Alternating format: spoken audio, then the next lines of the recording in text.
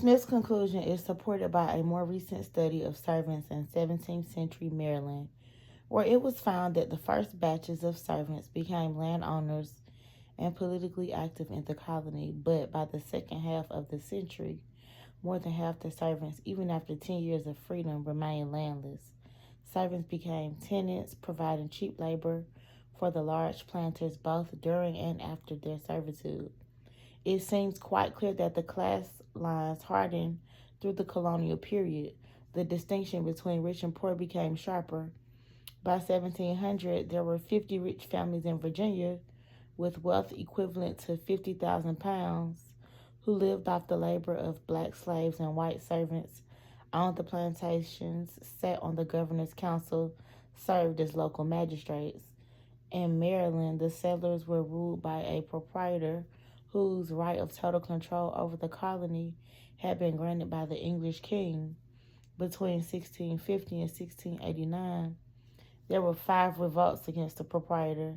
In the Carolinas, the fundamental constitutions were written in the 1660s by John Locke, who is often considered the philosophical father of the founding fathers and the American system. Locke's constitution set up a feudal-type I don't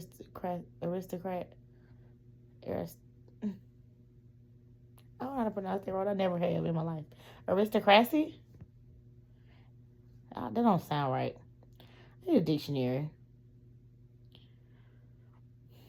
In which 8 barons would own 40% of the colony's land and only a baron could be governor.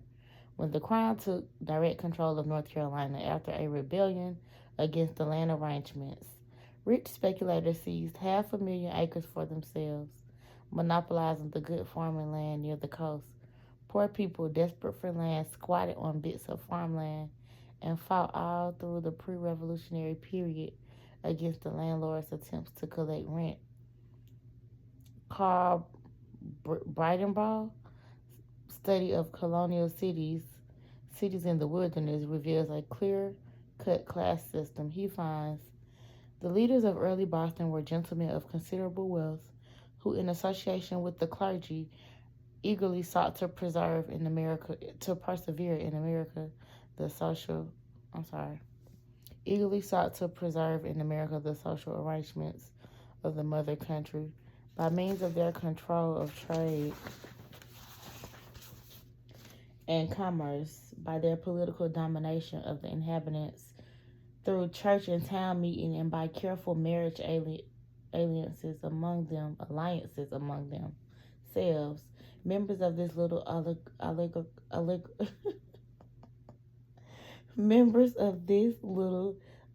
oligarchy laid the foundations for an aristocratic class in 17th century Boston. At the very start of the Massachusetts Bay Colony in 1630, the governor John Winthrop had declared the philosophy of the rulers: in all times some must be rich, some poor, some high and eminent in power and dignity, others mean and in subjection. Rich merchants erected mansions, persons of quality traveled in coaches or sedan chairs, had their portraits painted, wore periwigs, and filled themselves with rich food and Madeira. A petition came from the town of Deerfield in 1678 to the Massachusetts General Court. You may be pleased to know that the very principle and best of the land, the best for soil, the best for situation, is laying in ye center and middle of the town, and as to quantity near half belongs unto 8 or 9 proprietors. In Newport, Rhode Island, Bridenbaugh found, as in Boston, that the town meetings, while ostensibly democratic, were in reality controlled year after year by the same group of merchant aristocrats who secured most of the important offices. A contemporary described the Newport merchants as men in flaming scarlet coats and waistcoats laced and fringed with brightest glaring yellow. The sly Quakers, not venturing on these charming coats and waistcoats, yet loving finery, figured away with plate on their sideboards.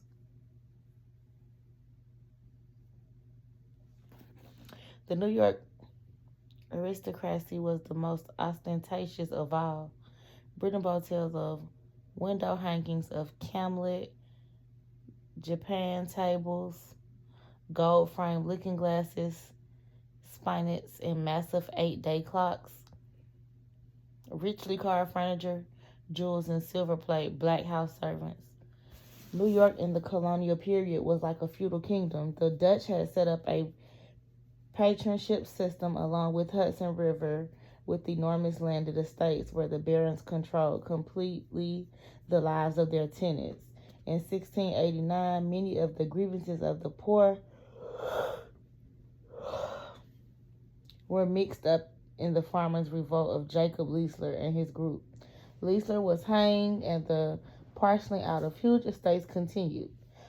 Under Government Benjamin Fletcher, 3/4 of the land in New York was granted to about 30 people. He gave a friend a 500,000 acres for a token annual payment of 30 shillings. Under Lord Cornbury in the early 1700s, one grant to a group of speculators was for 2 million acres. In 1700, New York City church wardens had asked for funds from the Common Council because the cries of the poor and impotent for want of relief are extremely grievous.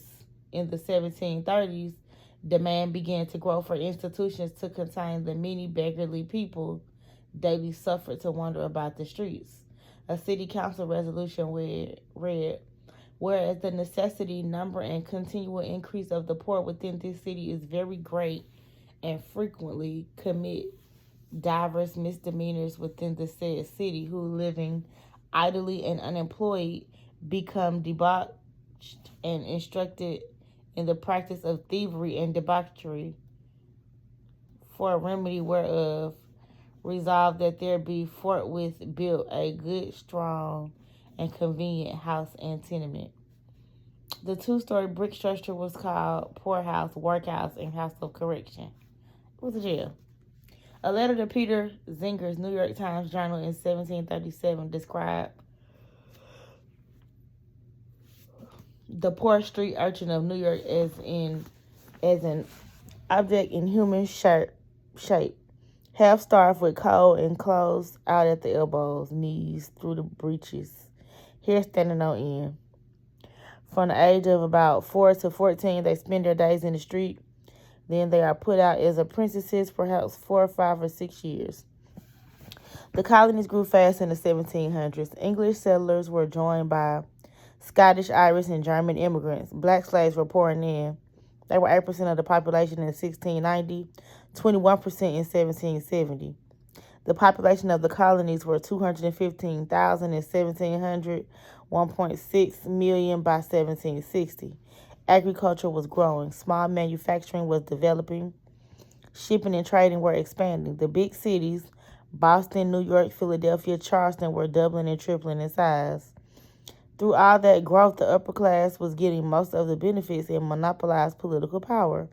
A historian who studied Boston tax lists in 1687 and 1771 found that in 1687 there were, out of a population of 6,000, about 1,000 property owners, and that the top 5%, 1% of the population, consisted of 50 rich individuals who had 25% of the wealth. By 1770, the top 1% of property owners owned 44% of the wealth. As Boston grew from 1687 to 1770, the percentage of adult males who were poor, perhaps rented a room or slept in the back of a tavern, owned no property, doubled from 14% of the adult males to 29%. And loss of property meant loss of voting rights. Oh, dang. Everywhere the poor were struggling to stay alive, simply to keep from freezing in cold weather.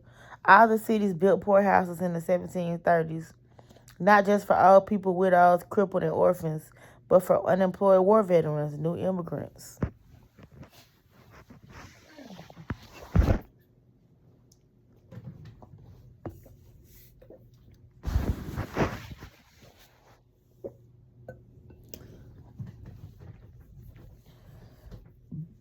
excuse me, in New York at mid-century,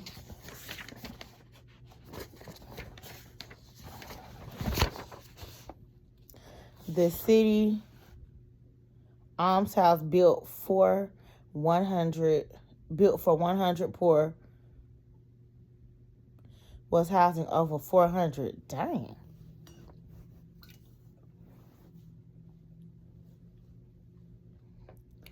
A Philadelphia citizen wrote in 1748, "It is remarkable what an increase of the number of beggars there is about this town this winter." In 1757, Boston officials spoke of a great number of poor who can scarcely procure from day to day daily bread for themselves and families.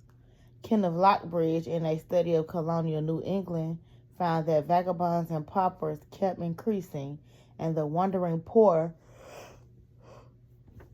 were a distinct fact of New England life in the middle 1700s. James T. Lemon and Gary Nash found a similar concentration of wealth, a widening of the gap between rich and poor in their study of Chester County, Pennsylvania in the 1700s.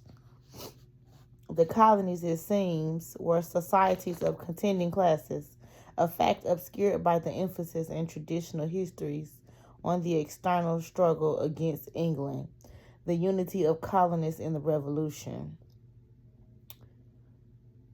The country, therefore, was not born free, but born slave and free, servant and master, tenant and landlord, poor and rich. As a result, the political authorities were opposed frequently, vociferously, and sometimes violently, according to Nash. Vociferously, I looked that one up. Outbreaks of disorder punctuated the last quarter of the 17th century, toppling established governments in Massachusetts, New York, Maryland, Virginia, and North Carolina. Free white workers were better off than slaves or servants, but they still resented unfair treatment by the wealthier class. As early as 1636, an employer off the coast of Maine reported that his workmen and fishermen fell into a mutiny because he had withheld their wages. They deserted en masse. 5 years later, carpenters in Maine, protesting against inadequate food, engaged in a slowdown. At the Gloucester shipyards in the 1640s, what Richard Morris calls the first lockout in American labor history, took place when the authorities told a group of troublesome shipwrights they could not work a stroke of work more. There were early strikes of coopers, butchers, bakers, protesting against government control of the fees they charge. It's crazy. Porters in the 1650s in New York refused to carry salt, and carters, trucksters, teamsters, carriers who went out on strike were prosecuted in New York City for not obeying the command and doing their duties as becomes them in their places. In 1741, bakers combined to refuse to bake because they had to pay such high prices for wheat. A severe food shortage in Boston in 1713 brought a warning from town selectmen to the General Assembly of Massachusetts, saying the threatening scarcity of provisions had led to such extravagant prices that the necessities of the poor in the approaching winter must needs be very pressing. Andrew Belcher, a wealthy merchant, was exporting grain to the Caribbean because the profit was greater there. On May 19th, 200 people rioted on the Boston Common. They attacked Belcher's ships, broke into his warehouse looking for corn, and shot the lieutenant governor when he tried to interfere. 8 years after the bread riot on the Common, a pamphleteer protested against those who became rich by grinding the poor by studying how to oppress, cheat, and overreach their neighbors. He denounced the rich, great, and potent who, with rapacious violence, bear down all before them. In the 1730s in Boston, People protesting the high prices established by merchants demolished the public market in Dock Square while murmuring against the government and the rich people. No one was arrested after the demonstrators and the no one was arrested after the demonstrators warned that arrest would bring 500 men in solemn league and covenant who would destroy other markets set up for the benefit of rich merchants.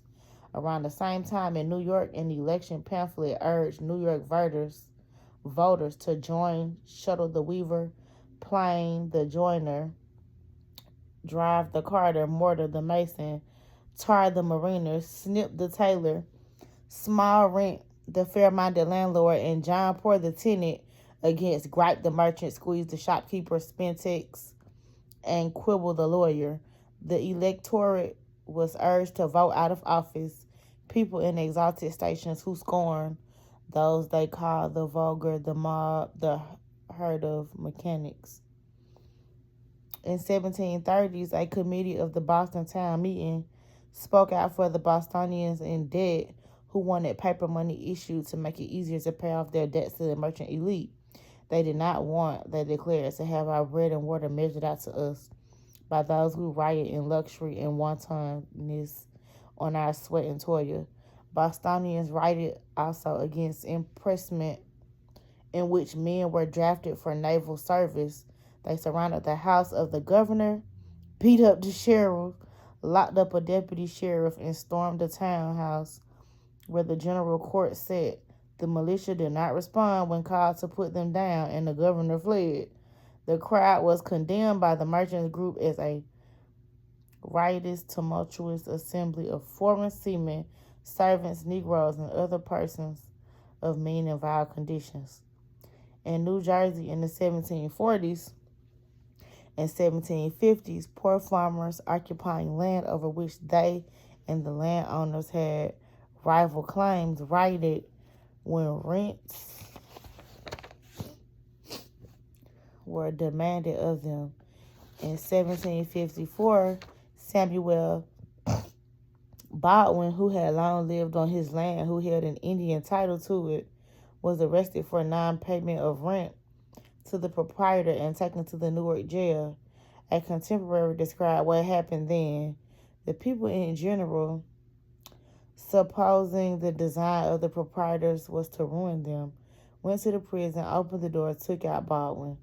When the two men who freed Baldwin were arrested, hundreds of New Jersey citizens gathered around the jail. A report sent by the New Jersey government to the Lords of Trade in London described the scene. Two of the new captains of Newark companies, by the sheriff's orders, went with their drums to the people, so met and required all persons there belonging to their companies to follow the drums and to defend the prison, but none followed, though many were there. The multitude between 4 and 5 of the clock in the afternoon lighted off their horses and came towards the goal, huzzing and swinging their clubs, till they came within reach of the guard, struck them with their clubs, and the guard, having no orders to fire, returned the blows with their guns. And some were wounded on both sides, but none killed.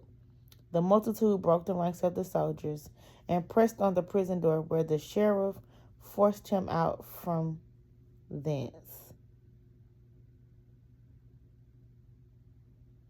They then, it's written so weird. They then, with axes and other instruments, broke open the prison door and took out the two prisoners, as also one other prisoner that was confined for debt, and went away. Like, some of the spelling is just is weird. It's I guess it's how they spoke back then, but it's not spelled the same as we spell words now. Some of the stuff. Through this period, England was fighting a series of wars. Queen Anne's War in the early 1700s, King George's War in the 1730s. Some merchants made fortunes from these wars, but for most people, they meant higher taxes, unemployment, poverty. An anonymous pamphleteer in Massachusetts writing angrily after King George's War described the situation. Hold on, y'all.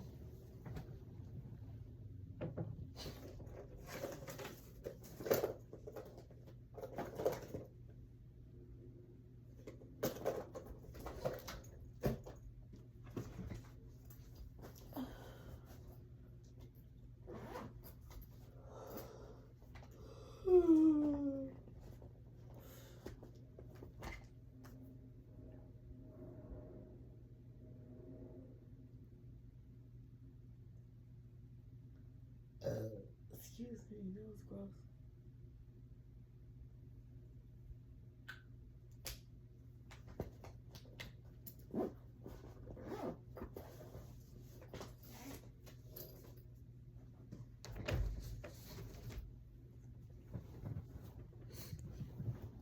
Okay. Oh, shoot.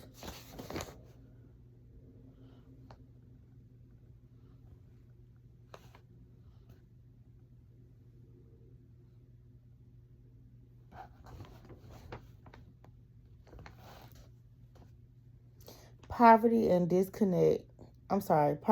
discontent appear in every face and dwell upon every tongue, except the countenances of the rich. He spoke of a few men fed by lust of power, lust of fame, lust of money, who got rich during the war. No wonder such men can build ships, houses, buy farms, set up their coaches, chariots, live very splendidly, purchase fame, post of honor. He called them birds of prey, enemies to all communities wherever they live.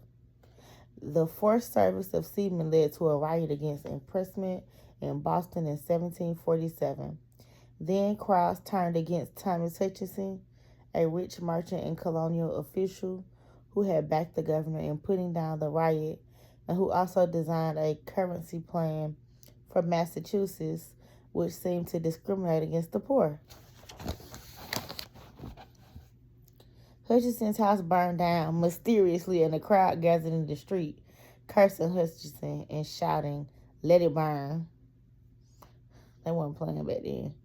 By the years of the Revolutionary Crisis, the 1760s, the wealthy elite that controlled the British colonies on the American mainland had 150 years of experience, had learned certain things about how to rule. They had various fears, but also had developed tactics to deal with what they feared. The Indians they had found were too unruly to keep as a labor force and remained an obstacle to expansion. Black slaves were easier to control, and their profitability for southern plantations was bringing an enormous increase in the importation of slaves, who were becoming a majority in some colonies and constituted 1/5 of the entire colonial population. But the blacks were not totally submissive, and as their numbers grew, the prospect of slave rebellion grew. With the problem of Indian hostility and the danger of slave revolts, the colonial elite had to consider the class anger of poor whites, servants, tenants, the city poor, the propertyless, the taxpayer, the soldier and sailor. As the colonies passed their 100th year and went into the middle of the 1700s, as the gap between rich and poor widened, as violence and the threat of violence increased, the problem of control became more serious. What if these different despised groups, the Indians, the slaves, the poor whites, should combine? Even before there were so many blacks in the 17th century, there was, as Abbott Smith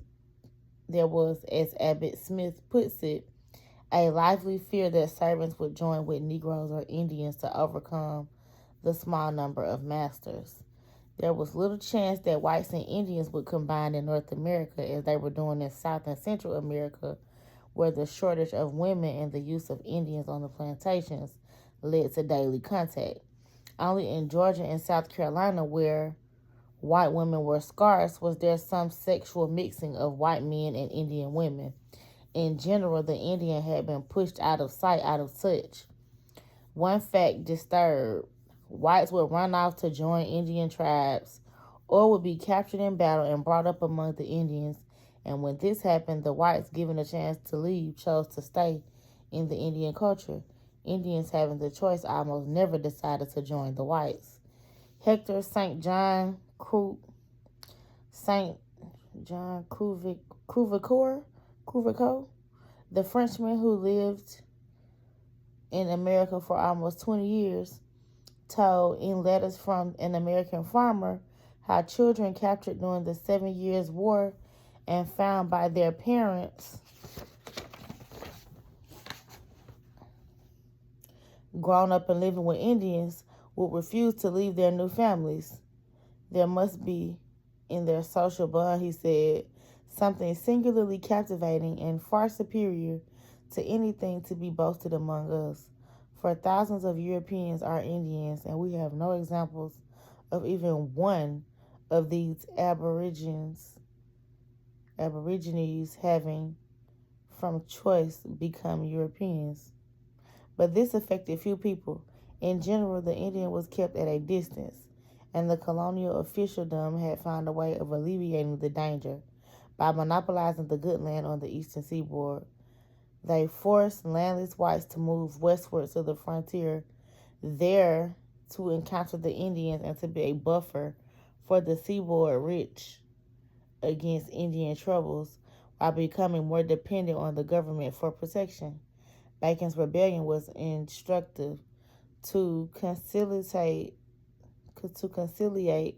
a diminishing Indian population at the expense of infuriating a coalition of white frontiersmen was very risky. Better to make war on the Indian, gain the support of the white, divert possible class conflict by turning poor whites against Indians for the security of the elite. Might blacks and Indians combine against the white enemy? In the northern colonies, there was not much opportunity for Africans and Indians to meet in large numbers. New York had the largest slave population in the North, and there was some contact between blacks and Indians, as in 1712 when Africans and Indians joined in an insurrection, but this was quickly suppressed. In the Carolinas, however, whites were outnumbered by black slaves and nearby Indian tribes. In the 1750s, 25,000 whites faced 40,000 black slaves, with 60,000 Creek, Cherokee, Choctaw, and Chickasaw Indians in the area. Gary Nash writes, the Indian uprisings that punctuated the colonial period and a succession of slave uprisings and its insurrectionary plots that were nipped in the bud but kept South Carolinians sickeningly aware that only through the greatest vigilance and through policies designed to keep their enemies divided could they hope to remain in control of the situation. The white rulers of the Carolinas seemed to be conscious of the need for a policy, as one of them put it, to make Indians and Negroes a check upon each other, lest by their vastly superior numbers we should be crushed by one or the other. And so laws were passed prohibiting free blacks from traveling in Indian country. Treaties with Indian tribes contained clauses requiring the return of fugitive slaves. Governor Littletown of South Carolina wrote in 1738, it has always been the policy of this government to create an aversion in them Indians to Negroes. Part of this policy involved using black slaves in the South Carolina militia to fight Indians. Still, the government was worried about black revolt, and during the Cherokee War in the 1760s, a motion to equip 500 slaves to fight the Indians lost in the Carolina Assembly by a single vote. Blacks ran away to Indian villages, and the Creeks and Cherokees harbored runaway slaves by the hundreds. Many of these were amalgamated into the Indian tribes. Merit produced children, but the combination of hard slave codes and bribes to the Indians to help put down black rebels kept things under control. It was the potential combination of poor whites and blacks that caused the most fear among the wealthy white planters. If there had been the natural racial repugnance that some theorists have assumed, control would have been easier. but sexual attraction was powerful across racial lines. In 1743, a grand jury in Charleston, South Carolina, denounced the too common practice of criminal conversation with Negro and other slave wenches in this province.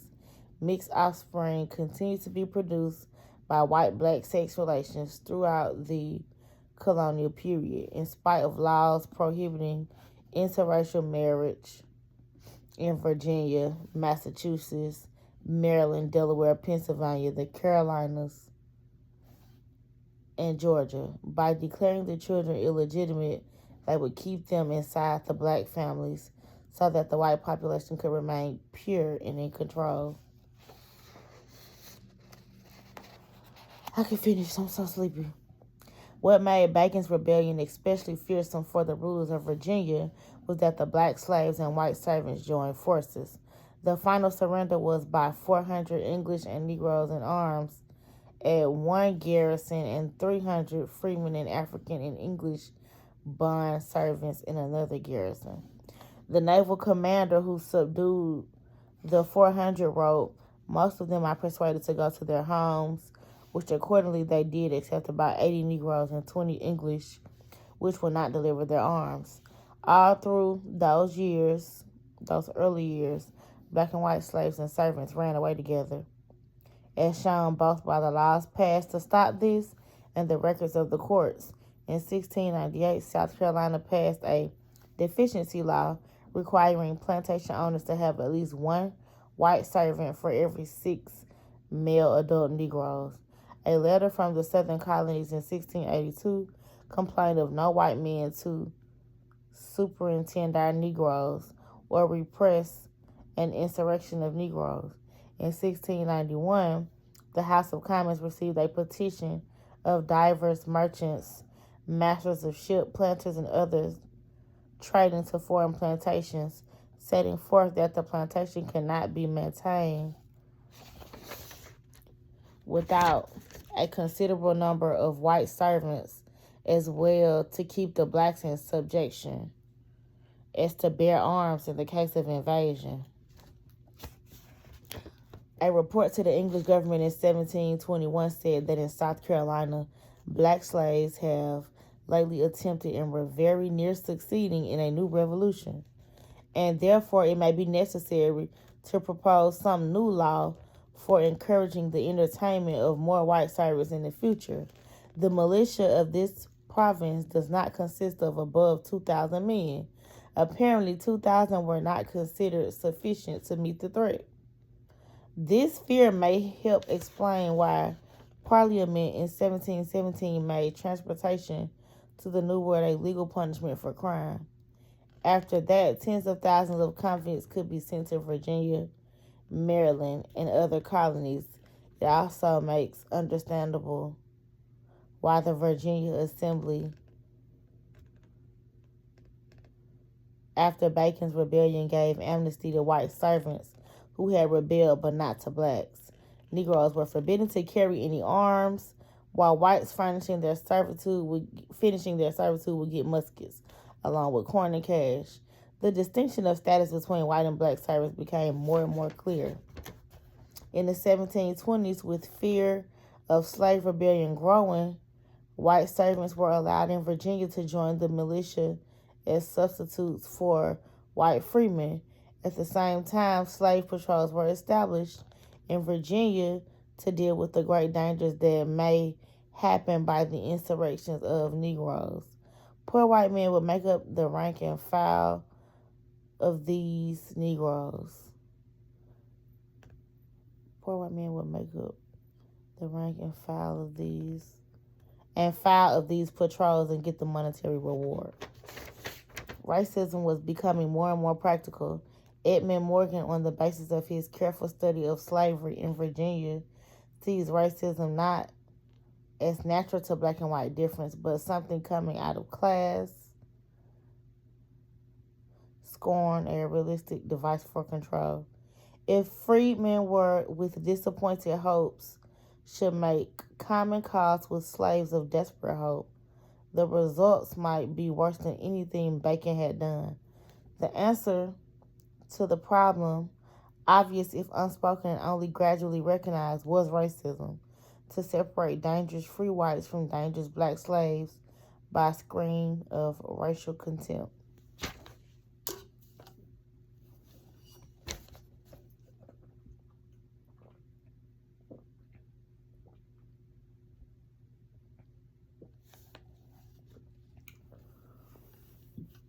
Excuse me. There was still another control which became handy as the colonies grew, and which had crucial consequences for the continued rule of the elite throughout American history. Along with the very rich and the very poor, there developed a white middle class of small planters, independent farmers, city artisans who, given small rewards for joining forces with merchants and planters, would be a solid buffer against black slaves, frontier Indians, and very poor whites. The growing cities generated more skilled workers, and the government cultivated the support of white mechanics by protecting them from the competition of both slaves and free Negroes. As early as 1686, the council in New York ordered that no Negro or slave be suffered to work on the bridge as a porter about any goods either imported or exported from or into this city. In the southern towns, too, white craftsmen and traders were protected from Negro competition.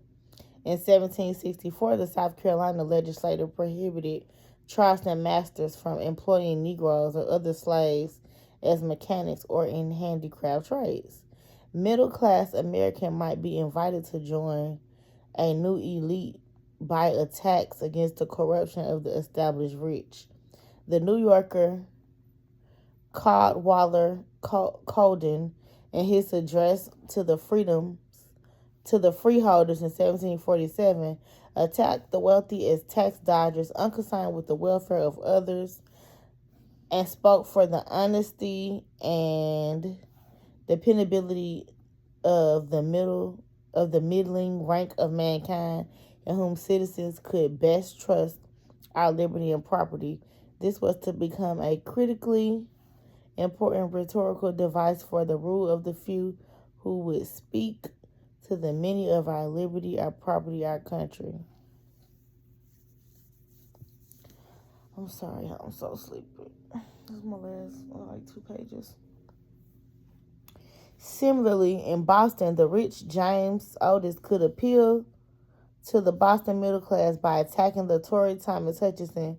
James Henrietta had showed that while it was the rich who ruled Boston, there were political office jobs available for the moderately well-off, as cullers of staves, measurer of coal baskets, fence viewer. Aubrey Land found in Maryland a class of small planters who were not the beneficiary of the planted society as the rich were, but who had the distinction of being called planters and who were responsible citizens with community obligations to act as overseers of roads, appraisers of real estates, and similar duties. It is helpful. It helped the alliance to keep accept. Damn. It helped the alliance to accept the middle class socially in a round of activities that included local politics, dances, horse racing, and cockfights, occasionally punctuated with drinking brawls. The Pennsylvania Journal wrote in 1756, "The people of this province are generally of the middling sort, and at present pretty much upon a level.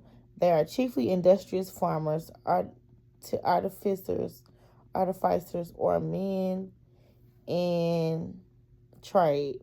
They enjoy and are fond of freedom, and the meanest among them thinks he has a right to civility from the group. Indeed, there was a substantial middle class fitting their description. To call them the people was to admit black slaves and white servants, displaced Indians. And the term middle class concealed a fact long true about this country. It was a middle class society governed by the most part by its upper class. Those upper classes to rule needed to make concessions to the middle class without damage to their own wealth or power. At the expense of slaves, Indians, and poor whites, this bought loyalty. And to bind that loyalty with something more powerful, even than material advantage, the ruling ground found in the 1760s and 1770s a wonderfully used device. That device was the language of liberty and equality, which could unite just enough whites to fight a revolution against England without ending either slavery or inequality. Wow, I almost fell asleep reading it. That was the end of chapter 3. What do you guys think? Are y'all staying up? I'll be back to read more tomorrow. Good night.